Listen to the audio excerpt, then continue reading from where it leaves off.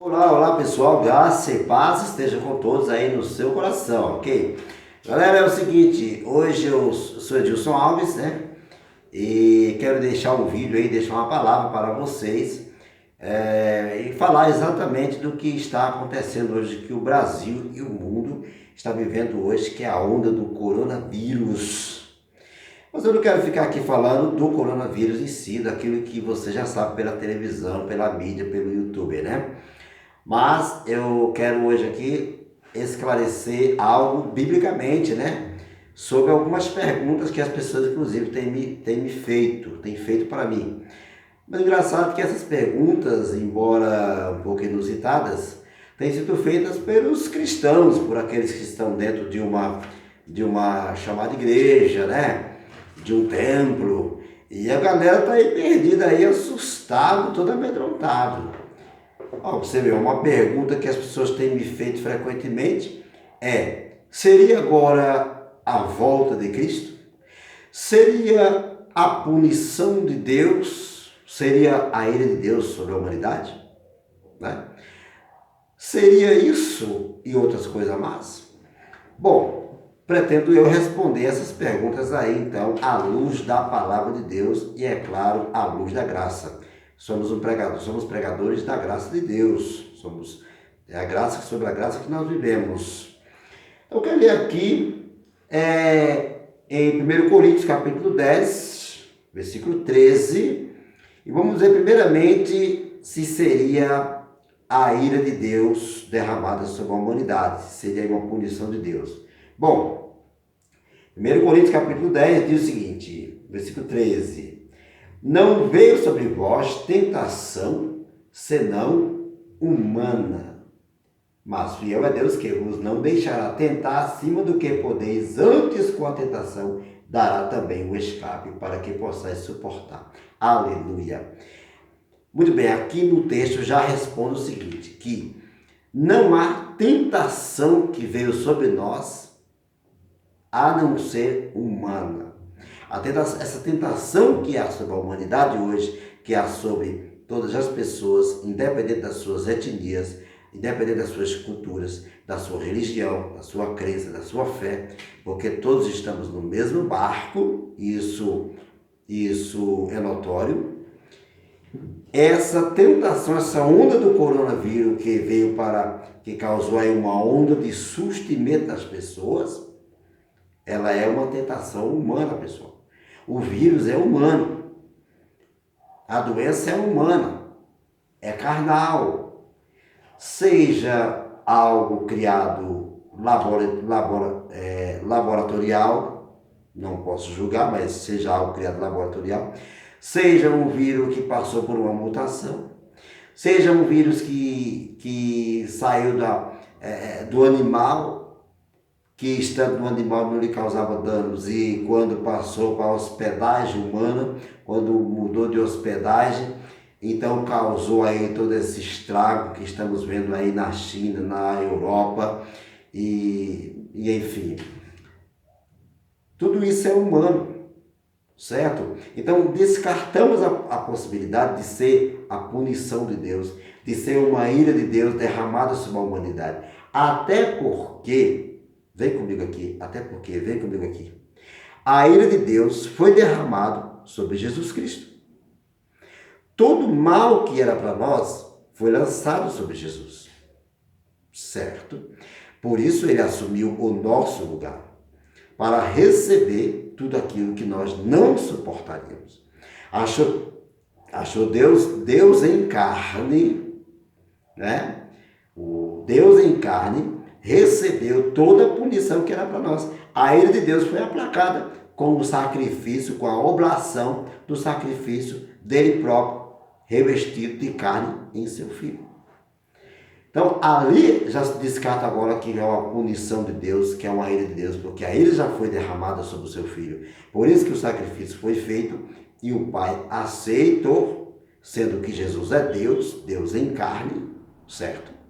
Então descarta essa possibilidade, tá? Seria insensatez dizer hoje que é a mão de Deus punindo as pessoas.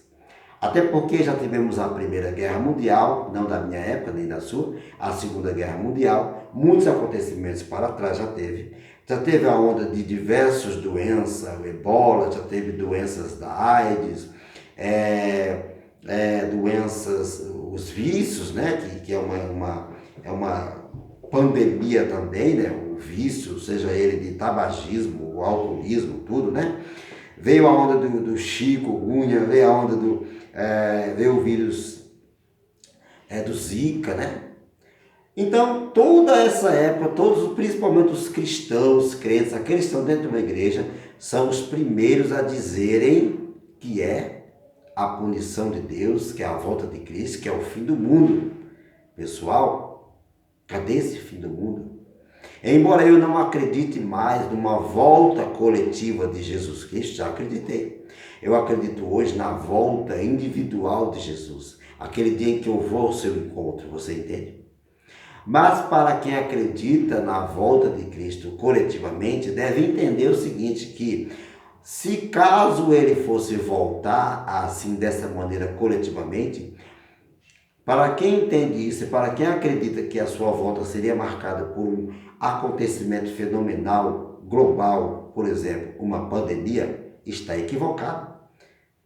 Embora não seja, suponhamos que fosse, não seria marcado assim. Pois olha o que diz a palavra de Deus, para quem acredita assim, em Lucas 12:40, diz o seguinte, olha, portanto, estai vós apercebidos, porque virá o Filho do Homem, a hora em que não imagineis. Embora o texto aqui está falando de outro assunto, mas para quem acredita, deve observar esse versículo. Suponhamos que a volta dele fosse marcada por um fenômeno global, não seria o momento que as pessoas esperam. Seria um momento que elas não estão esperando. Desde quando eu era menininho, desde quando eu estava indo na escola dominical, aprendemos isso, que seria marcada por um momento de paz, um momento que as pessoas não esperam por nada acontecer. Caso a volta dele fosse marcada assim, que não é. A volta de Jesus hoje é uma volta individual, não é coletiva. Tá? O texto principal que fala sobre a volta de Jesus, que é o qual que os líderes religiosos pregam isso para as suas igrejas e deixam as pessoas com medo, assustadas. O texto principal é Mateus capítulo 24. E se observar lá em Mateus capítulo 24, Jesus está falando ali da queda do templo. O discípulo chega para ele e diz, veja, Senhor, a grandeza desse lugar. Ele diz, não ficará aqui pedra sobre pedra que não seja derribada. Em particular, o discípulo pergunta, dize-nos quando se dará estas coisas. Que essas coisas? Aquela que ele começou a dizer, a questão da queda do templo, que está englobada ali a queda do templo, a invasão de Jerusalém, o domínio de Roma completamente sobre aquele povo. Está falando daquilo ali. E ele continua ali, e eles perguntam, dize-nos quando será o fim. E ele começa, e o fim do mundo. Mas o mundo, pessoal, o fim do mundo para aquele pessoal daquela época, era o fim daquela geração. Mundo para ele significava aquela geração. Quem nunca teve a oportunidade, leia o livro de Flávio José, e vai entender isso.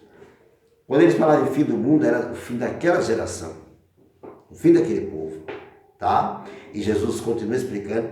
Fato é que no versículo 34, observa o que diz, olha, continuando a sequência de respostas, Jesus diz assim, ó, em verdade vos digo que não passará esta geração sem que todas essas coisas aconteçam. A pergunta que eu faço é essa geração ou é aquela geração? Aquela geração. Em verdade não passará esta geração, não é essa geração que eu estou. Ele estava dizendo isso naquela época, é aquela geração que passou. Então aquela geração viu a volta de Jesus coletivamente, quando veio no ano 70, quando a fumaça tomou conta do lugar, que aí não deu, as estrelas não brilhou, por causa do enegrecidamente pela fumaça, Jerusalém foi incendiada, o templo foi incendiado, veio ao chão, e ali aconteceu, naquele dia, mais de 1 milhão aproximadamente de judeus morreu naquele dia. No ano 70, Deus se esse acontecimento aqui. Mas a galera religiosa, a galera que lê a Bíblia, que interpreta da sua maneira, está entendendo que esse acontecimento está no futuro, esse acontecimento está no passado. Esta geração, a pergunta que eu faço é, se essa resposta é relacionada àquela geração, e aquela geração disse ele que não ia passar sem que aquelas coisas acontecessem, a pergunta é, quem dessa geração está vivo até hoje? Porque ele disse que aquela geração não passaria sem acontecer aquelas coisas. Não tem ninguém vivo. Então já aconteceu essas coisas aqui, tá? Então a onda do coronavírus hoje, a pandemia do coronavírus, não está relacionado à punição de Deus, a castigo de Deus, porque isso foi feito em Jesus Cristo. E não está relacionado à volta de Jesus, porque a volta dele, além de não ser coletiva, também não será marcada por um acontecimento fenomenal global, alguma coisa desse tipo. O momento que as pessoas esperam, suponhamos que fosse assim, não seria assim, tá? Não é o fim do mundo, porque o fim é o fim para quando cada um vai, né? Quando cada um vai, tá entendendo? Então, segue-se a vida. A tentação que nós estamos vivendo hoje, mais essa onda de vírus, é humano. Irmãos, crentes, você que faz parte de uma denominação, não tenha medo, descansa em Cristo, porque aquele que está em Cristo é nova criatura. As coisas velhas já passaram, tudo se fez novo. Ele te adotou como filho, não tem que ter medo de nada. Se está preparado para ser salvo, foi Ele que te preparou. Não somos nós que nos preparamos, é Cristo foi Cristo que nos preparou. Ok? Graça e paz, nada de pânico e segue para frente.